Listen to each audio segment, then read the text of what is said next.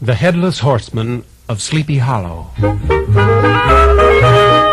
Some time ago, in the little village of Sleepy Hollow on the shore of the Hudson River, there lived a man named Ichabod Crane. He was a long, thin, not very handsome, always very hungry man who taught in the little one-room school in the village. Ichabod had very little money and no home of his own, so he stayed for a week at a time at the homes of each of his pupils. In return for doing some chores and being generally helpful around the house, Ichabod would be given his bed and board, which was really a great deal, as he dearly loved to eat. The part of Ichabod's life that he liked best was visiting the families of Sleepy Hollow. As the schoolmaster, he was always welcomed with great respect and some tasty little snack. He would sit for hours telling the scary stories he loved so much.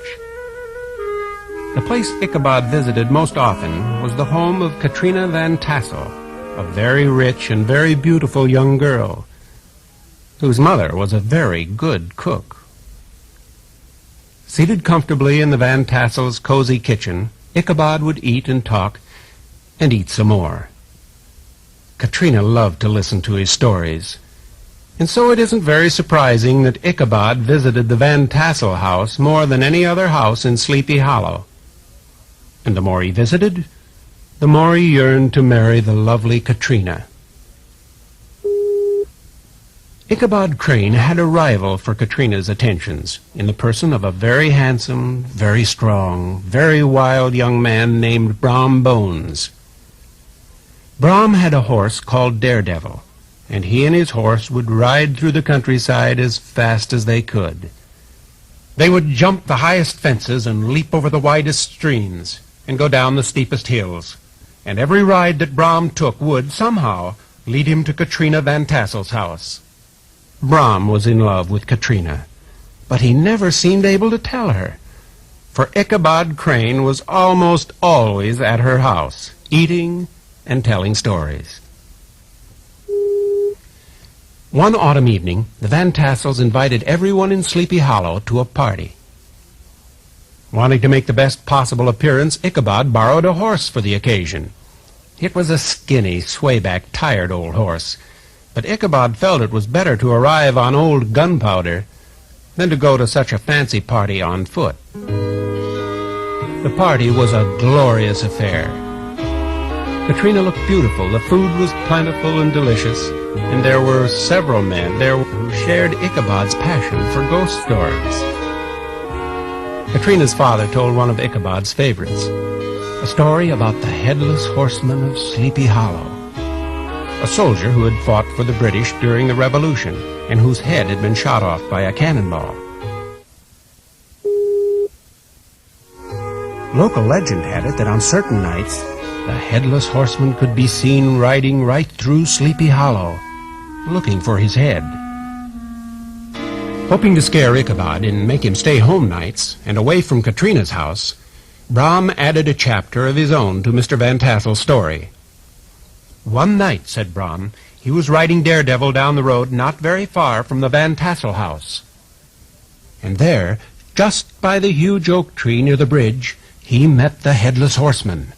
Brom, being Brom and very fearless, challenged the ghostly rider to a race. They both galloped off into the black night. Brom's horse was neck and neck with the horseman's mount, and, said Brom, he would have beaten him if the Headless Horseman hadn't suddenly turned, leaped over a fence, and disappeared into a graveyard. Brom told Ichabod that, brave as he was still very scared every time he rode past the bridge on dark nights.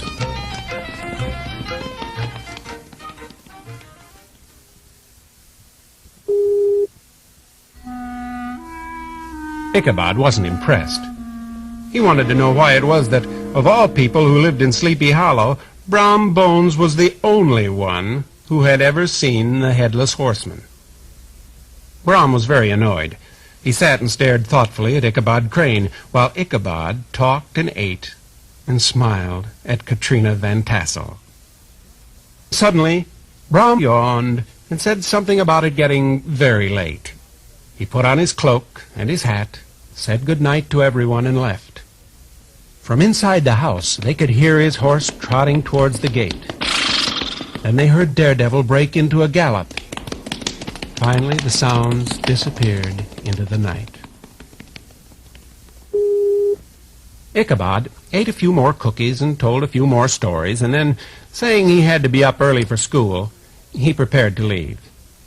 At the door, he lingered for a private talk with Katrina, a talk during which Ichabod was seen to be very serious, and Katrina very flustered.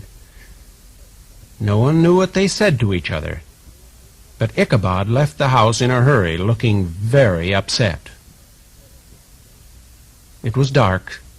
Clouds floated across the crescent moon, blacking out the shadows of the leafless trees on the cold, hard ground.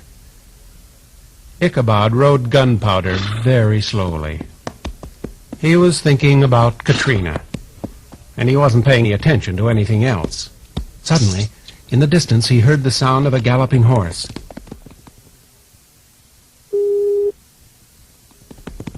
Turning, Ichabod saw the figure of a man on a horse, a man dressed in a long, flowing cloak. As the horse and rider galloped from the moonlight to the shadows, Ichabod could see that the rider had no head. Ichabod couldn't move. He was frightened, and he was alone, and no matter how fast his poor old horse could run, he knew the Headless Horseman would catch him. He tried to yell for help, but for the first time in his life, Ichabod Crane couldn't speak a word. The Headless Horseman rushed down at him, and just at the last second, just as his horse was about to hit Ichabod, he turned, and as he turned, the Headless Rider threw something big and round at Ichabod Crane.